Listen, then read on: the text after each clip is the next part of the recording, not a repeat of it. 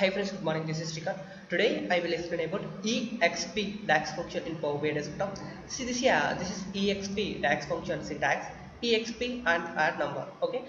EXP is a function name and next number. Okay. Let's check this DAX function in Power BI desktop. See this here. I'm click new measure and now I'm type EXP. Once you read this, returns e raised to the power of a given number. Okay, now I'm entering press 1 and close this parenthesis. Okay, let's check this new code and select that measure series 2.72.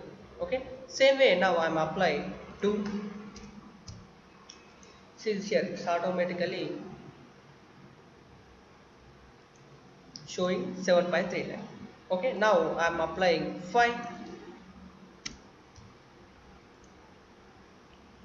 See this here 148.4.1. Okay, this is EXP DAX function in Power BI desktop.